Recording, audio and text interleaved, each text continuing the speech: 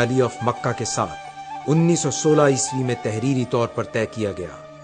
اس معاہدے کی خط و کتابت مصر میں مقیم برطانوی resident officer sir Henry make Mohan کے ذریعے انجام پائی۔ لیکن کیا یہ بددیانتی نہیں ہے کہ اگلے ہی سال برطانیہ نے پہلے معاہدے کے برعکس یہودیوں کے ساتھ بھی ایک معاہدہ کیا۔ یہ معاہدہ، جو بلفور کمیشن کے نام سے جانا جاتا ہے، 2 نومبر 1917 عیسوی کو طے پایا۔ اس معاہدے میں برطانیہ کی طرف سے وزیر خارجہ آرتھر بلفور اور صہیونی تنظیم کے نمائندے لارڈ والٹر روتھ شیلڈ نے دستخط کیے۔ اس معاہدے کی روح سے یہودی برطانیہ کی مالی امداد کریں گے اور برطانیہ یہودیوں کو فلسطین میں صہیونی ریاست قائم کرنے میں مدد دے گا۔ یہ متصاد معاہدہ برطانوی تاریخ کا ایسا داغ ہے کہ جو کبھی بھی ان کے ماتھے سے نہیں دھل سکتا۔ یاد رہے کہ جمہوریت کا علم بردار برطانیہ جس وقت یہ فیصلہ کر رہا تھا، اس وقت فلسطین میں مسلمانوں کی آبادی 92% تھی۔ جمہوری اصول کے مطابق ان سے رائے لینا تو درکنار، انہیں بتانا بھی گوارا نہیں کیا گیا۔ یہاں تک اس ظلم پر خود ایک یہودی دانشور آرتھر کویسٹلز بھی چیخ اٹھا۔ اس نے اپنی کتاب پرومس اینڈ فلفلمنٹ میں لکھا ہے، کیا ستم ہے کہ ایک قوم یعنی انگریزوں نے ایک دوسری قوم یعنی یہودیوں کو ایک تیسری قوم یعنی مسلمانوں کا ملک تحفتاً دینے کا وعدہ کیا۔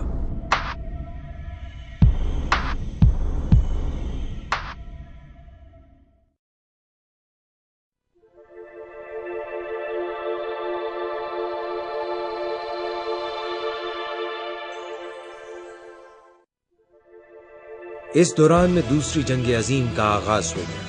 جنگ کے بادل چھٹے تو لیگ آف نیشنز کی جگہ اقوام متحدہ کی بلند و بالا عمارت کھڑی تھی۔ اقوام متحدہ نے دعویٰ کیا، ہم دنیا کو امن اور انصاف دیں گے، ہمارے ہوتے کوئی طاقتور کسی کمزور کا حق نہیں چھین سکتا، ہم اپنی آنے والی نسلوں کو آگ اور خون کے کھیل سے بچائیں گے۔ اور دنیا نے یقین کر لیا۔ 1947 میں برطانیہ کے لیے سمندر پار اپنی نوآبادیات کو قائم رکھنا ناممکن ہو گیا تو اس نے واپس انگلستان جانے کا فیصلہ کیا۔ واپس جانے سے پہلے برطانیہ نے اقوام متحدہ میں فلسطین کی تقسیم کا بل پیش کر دیا، یعنی ایک ملک جس کے ساتھ انگلستان نے آزادی کا تحریری معاہدہ کیا، اسی کو تقسیم کرنے کا بل عدالت میں پیش کر دیا گیا۔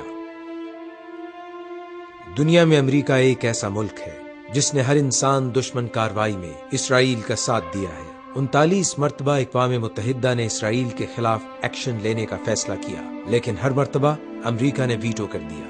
32 مرتبہ تو ایسا ہو چکا ہے کہ 179 ممالک نے اسرائیلی جارحیت کے خلاف ووٹ دیا اور تنہا امریکہ نے اس کی حمایت کا اعلان کیا۔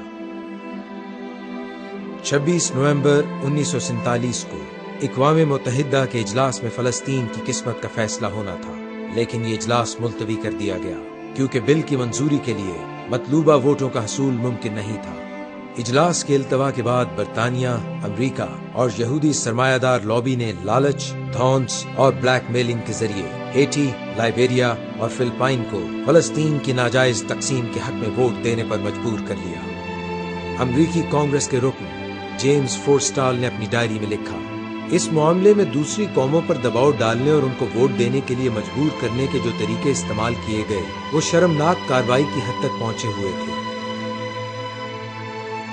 اقوام متحدہ کا دوبارہ اجلاس 29 نومبر 1947 کو ہوا، جس میں اقوام متحدہ نے 6% زمین پر قابض یہودیوں کو 56% فلسطین کا مالک بنا دیا۔ اس ریاست کا نام اسرائیل رکھا گیا اور یوں آغاز ہی میں اقوام متحدہ نے اپنے بنائے ہوئے قوانین کو بھی توڑ دیا۔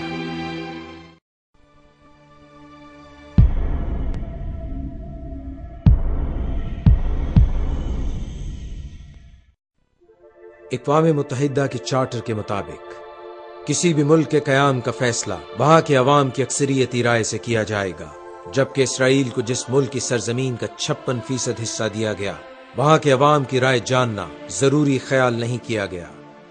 اقوام متحدہ کی ووٹنگ کبھی ملتوی نہیں کی جائے گی، لیکن 2 بار ووٹنگ مؤخر کی گئی۔ کسی ملک سے زبردستی ووٹ نہیں لیا جائے گا، جبکہ 3 ممالک سے زبردستی ووٹ حاصل کیے گئے۔ متعین اور واضح سرحدوں والا ملک ہی اقوام متحدہ میں تسلیم ہوگا، لیکن اسرائیل کی آج بھی کوئی سرحد متعین نہیں ہے۔ وہ اپنے 56% حصے سے بڑھ کر آج 100% فلسطین پر قابض اور 90% پر آباد ہے۔ اسرائیل کا وزیر اعظم بن گورین علی الاعلان کہتا ہے، 1919 میں وارسائی امن کانفرنس کے موقع پر اپنی مجوزہ یہودی ریاست کا جو نقشہ پیش کیا گیا تھا، اس کی روح سے اسرائیل کو جن علاقوں پر قبضہ کرنا ہے، ان میں دریائے نیل تک کا مصر، پورا اردن، شام کا مکمل علاقہ، پورا لبنان، عراق کا بڑا حصہ، ترکی کا جنوبی حصہ اور مدینہ منورہ تک حجاز کا پورا بالائی علاقہ شامل ہے۔ بن گورین عین اپنی ناجائز ریاست کے قیام کے دن کہتا ہے، ہمارے لیے ضروری نہیں ہے کہ ہم اپنی ریاست کی حدود بیان کریں۔ اسرائیل کے وزیر دفاع موشے دیان نے 7 جولائی 1968 کو کہا، گزشتہ 100 برسوں میں ہمارے لوگ ایک ملک اور قوم کی تعمیر اور اس کی توسیع، مزید یہودی جمع کرنے اور اضافی آبادیاں قائم کرنے میں مصروف رہے ہیں تاکہ اپنی حدود کو وسیع کریں۔ کوئی یہودی یہ نہ کہے کہ یہ عمل ختم ہو گیا ہے، کوئی یہودی یہ نہ کہے کہ ہم منزل کے قریب ہیں۔ وزیر دفاع موشے دیان نے دی ٹائمز جیسے کثیر الاشاعت میگزین کو انٹرویو دیتے ہوئے 25 جون 1969 کو کہا، ہم اردن، شام کی پہاڑیوں اور نہر سویز تک پہنچ گئے ہیں۔ یہ منزل نہیں ہے۔ موجودہ جنگ بندی لائن کے بعد نئی جنگ بندی لائنیں ہوں گی۔ یہ اردن سے لبنان تک اور لبنان سے شام تک جائیں گی۔ لیکن ان سب حقیقتوں کے باوجود اقوام متحدہ نے امریکی شہ پر اربوں کی آبائی زمین کے 56% حصے پر اسرائیل کے قیام کی منظوری دے دی۔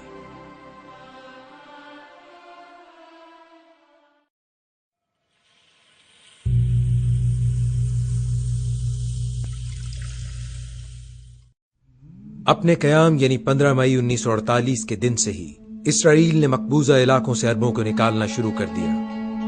انسانی حقوق کی مغربی تنظیموں کے اعداد و شمار بتاتے ہیں کہ اسرائیل نے 500 بستیوں کو زمین بوس کر دیا۔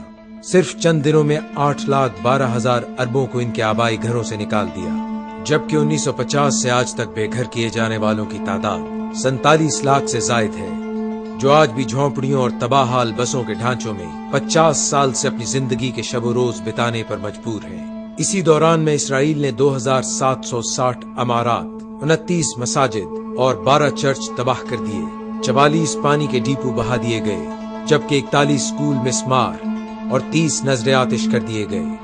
21ویں صدی کے آغاز ہی میں 45 نوعمر طلبہ کو اسکول سے گھر جاتے ہوئے شہید کر دیا گیا۔